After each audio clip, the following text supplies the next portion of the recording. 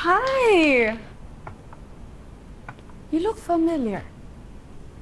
Jules' younger sister. Hello. Ako si Honey. Oo nga, parang naalala kita. Ikaw yung... Do you know her? Ma, meet Honey, my girlfriend. Welcome to our humble abode. Okay, well, let's have dinner.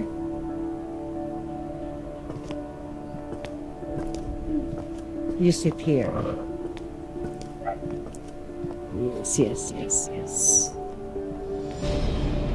Saan mo naman Bart nakilala yan?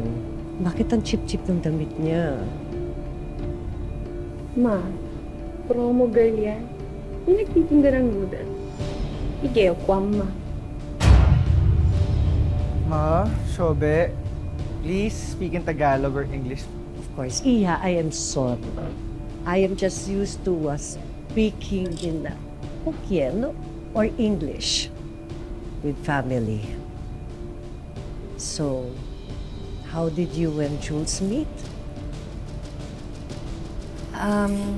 Nagkaroon po kasi ng promo event sa isang bar. Yun po, yung sa Epi Beer. Epi Beer. Bar. Opo. Nagpunta kang bar? Work. Excuse me. Michelle, checkbook ko.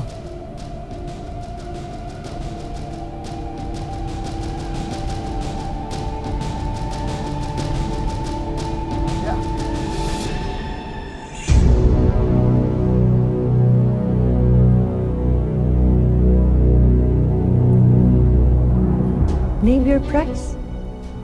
Magkano para hiwalayan mo ang anak ko?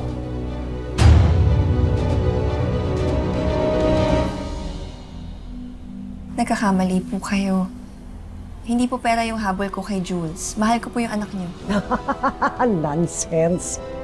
Alam na alam ko yung mga katulad mo. Mga babaeng mababa ang lipad. So, how much will it be? 1 million? 2? Pwedeng 3 kung gusto mo. Ma, Hindi po matutumbasan na kahit anong pera o ginto yung puso ko.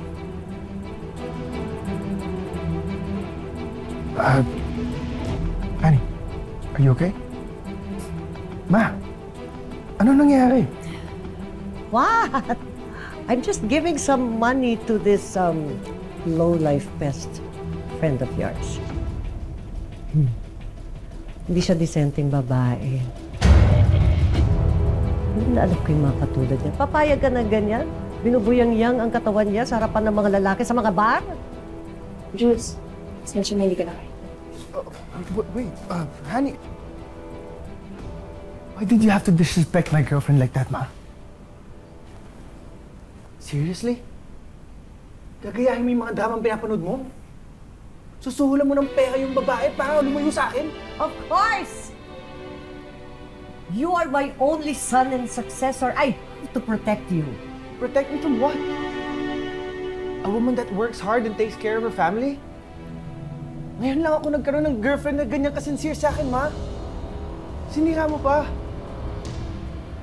Maraming salamat sa pagsama sa ating istorya sa Tadhana. Nakaka-relate ka ba sa ating mga bida? Nako, i-comment mo na yan para sa iba't ibang kwento na punong-puno ng pag-asa at inspirasyon. Mag-subscribe na sa GMA Public Affairs at YouTube channel. I-click na rin ang bell button para lagi kang updated sa pinakabagong storya ng Tadhana.